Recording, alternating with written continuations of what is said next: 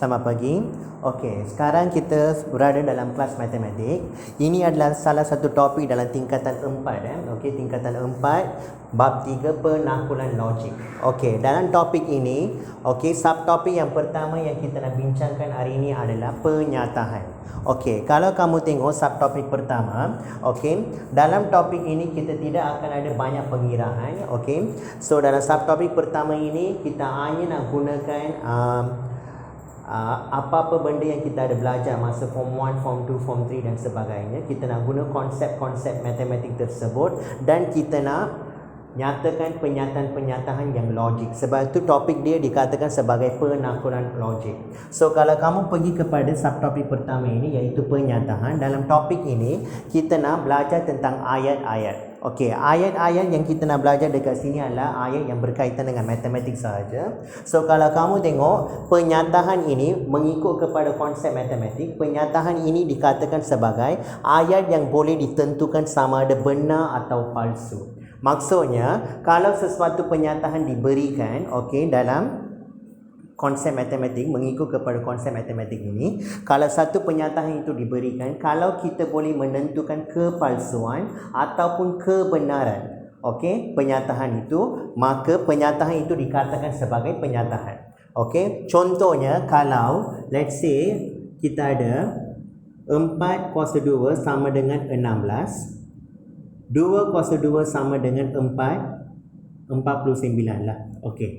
Ini adalah dua contoh penyataan. Kenapa saya katakan yang ini sebagai penyataan? Kerana kamu boleh menentukan kebenaran ataupun kepalsuan penyataan ini. Kamu tengok 4 kuasa 2 sama dengan 16. Yang ini 4 kuasa 2 memang sama dengan 16. Maksudnya penyataan ini penyataan yang benar. Disebabkan saya boleh menentukan kebenarannya, saya akan katakan iaitu ini merupakan sejenis penyataan. Kalau 2 kuasa 2 kuasa 2 sama dengan 49, ini memang penyataan yang salah. Maksudnya ini merupakan penyataan yang palsu. Oleh itu kita boleh katakan yang ini sebagai penyataan juga. Tetapi kalau saya bagi kamu macam ini, 4 kuasa 2 tambah 6 sama dengan, dekat sini kamu ada 4 kuasa 2 tambah dengan 6 dan saya bagi kamu tanda sama dengan, jawapannya tidak diberikan. Maksudnya ini bukan penyataan. Yang ini dikatakan sebagai bukan penyataan. Kenapa yang ini bukan penyataan? Kerana mereka telah memberikan soalan sahaja dan jawapan tidak diberikan. Maksudnya kita tidak boleh nyatakan sama ada yang ini merupakan penyataan palsu ataupun benar. So, penyataan adalah sesuatu ayat di mana kita boleh tentukan kepalsuan atau kebenaran. Kalau kita tidak boleh menentukan kepalsuan atau kebenarannya, yang itu bukan penyataan. So penyataan ada dua jenis, penyataan palsu. Contohnya, ini adalah punca 81 sama dengan 9. Punca 81 memang sama dengan 9, oleh itu ini penyataan yang benar. Bulatan bukan poligon. Poligon adalah seperti segi 4, segi 3 dan sebagainya. Bulatan bukan poligon. Oleh itu ini penyataan benar juga.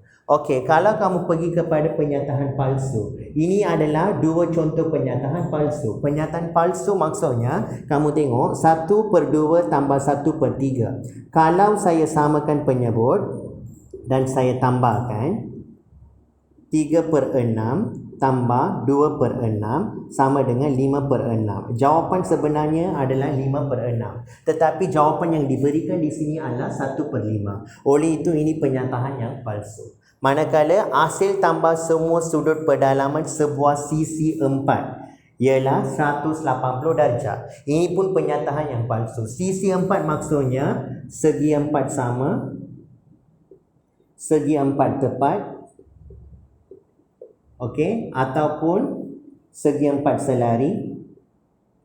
Ini semua dikatakan sebagai sisi 4. So kalau kamu ada sisi 4, kamu akan ada 4 sudut pedalaman. Kalau kita tambahkan 4 sudut pedalaman ini, kita mesti dapat 360 darjah, bukannya 180 darjah. Oleh itu ini adalah penyataan yang palsu. So, penyataan ini adalah sesuatu ayat di mana kita boleh tentukan kebenaran atau kepalsuan, dan penyataan boleh dikategorikan kepada dua jenis, penyataan benar dan penyataan palsu. Sekarang, kalau kamu nak gunakan, selepas kita mengetahui tentang penyataan, penyataan itu boleh dikatakan sebagai penyataan palsu ataupun penyataan benar dengan menggunakan beberapa jenis perkataan. Yang pertama adalah dengan menggunakan pengkuantiti. Pengkuantiti ini adalah penerangan terhadap bilangan objek, iaitu kita akan guna dua jenis perkataan dalam pengkuantiti, iaitu semua dengan sebilangan.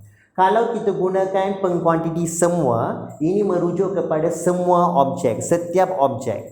Kalau kita gunakan pengkuantiti sebilangan, ini merujuk kepada beberapa objek sahaja.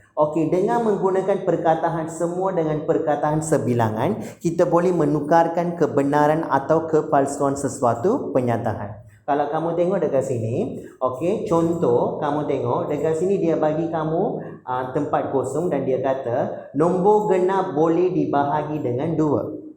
Soalan ini mengatakan dalam soalan ini kita kena gunakan pengkuantiti semua ataupun sebilangan, tetapi soalan ini mengatakan bahawa penyataan ini mestilah menjadi penyataan yang benar selepas penggunaan pengkuantiti. Maksudnya pengkuantiti means kita nak gunakan perkataan semua ataupun sebilangan. Selepas kamu isikan semua ataupun sebilangan di tempat kosong ini, seluruh penyataan itu mestilah menjadi penyataan benar.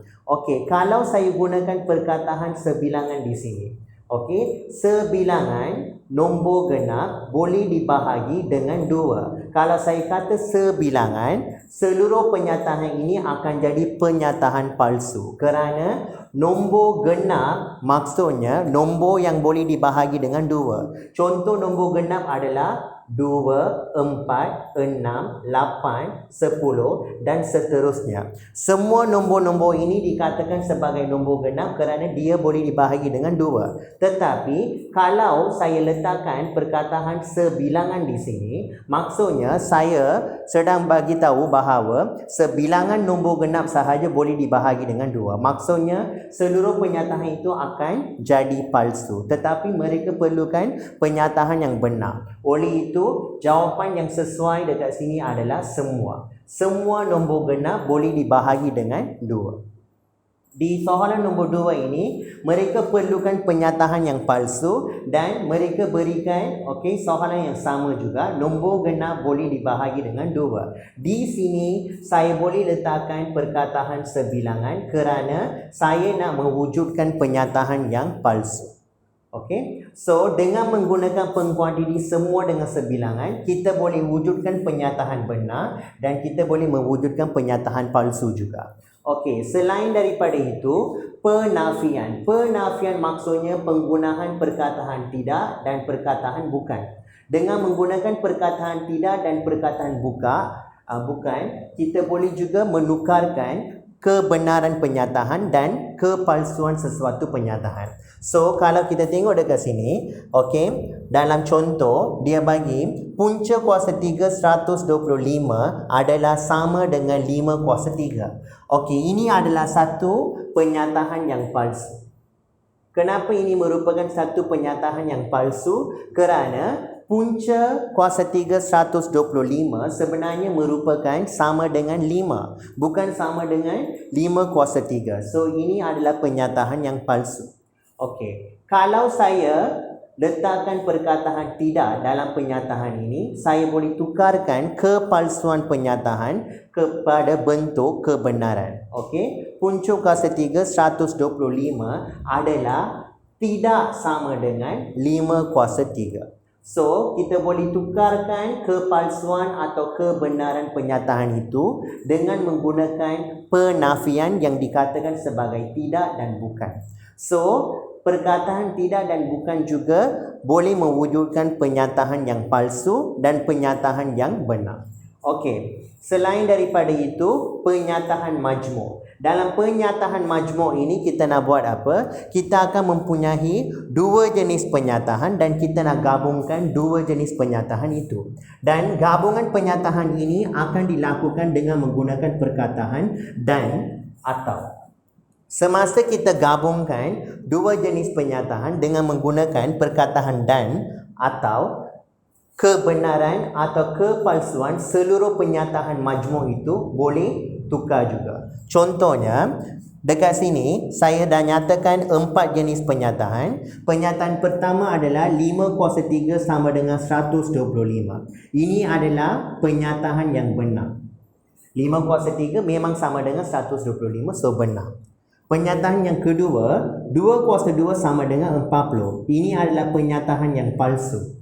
Salah.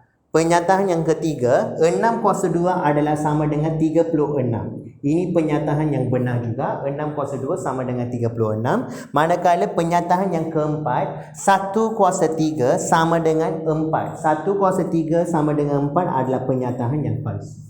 Sekarang, dengan menggunakan perkataan dan. Kalau kita gunakan perkataan dan, penyataan benar digabungkan dengan penyataan benar, seluruh penyataan majmuk itu dikatakan sebagai benar juga. Contohnya, dekat sini saya ada dua penyataan benar, iaitu 5 kuasa 3 sama dengan 125, 6 kuasa 2 sama dengan 36. Kalau saya ambil 5 kuasa 3 sama dengan 125 dan saya letakkan perkataan dan saya sambungkan dengan 6 kuasa 2 sama dengan 36. Ini penyataan yang benar, ini pun penyataan yang benar digabungkan dengan perkataan dan. So seluruh penyataan ini dikatakan sebagai penyataan benar. Kalau penyataan benar digabungkan dengan penyataan palsu dengan menggunakan perkataan dan, seluruh penyataan itu dikatakan sebagai palsu. Contohnya, penyataan benar 5 kuasa 3 sama dengan 125 dan 1 kuasa 3 sama dengan 4. Ini adalah palsu, ini benar. Kalau benar dan palsu, seluruh penyataan itu dikatakan sebagai palsu. Penyataan palsu bergabung dengan penyataan benar dengan menggunakan dan. Seluruhnya akan menjadi penyataan palsu juga. Contoh penyataan palsu 1 kuasa 3 sama dengan 4 dan penyataan benar 5 kuasa 3 sama dengan 125. Ini benar, ini palsu. Keseluruhan penyataan adalah penyataan palsu. Dan yang terakhir sekali, penyataan palsu bergabung dengan penyataan palsu, keseluruhannya adalah palsu. Contohnya, 1 kuasa 3 sama dengan 4, penyataan palsu, dan 2 kuasa 2 sama dengan 40, penyataan palsu. Palsu dan palsu, keseluruhannya adalah penyataan palsu. So, konsep yang kita kena belajar dekat sini adalah, kalau kita gunakan perkataan dan untuk gabungkan penyataan, okey, benar dan benar sahaja akan memberikan penyataan yang benar. Kalau salah satu daripada penyataannya adalah palsu, keseluruhannya akan menjadi palsu juga. Contohnya, benar dan palsu, palsu.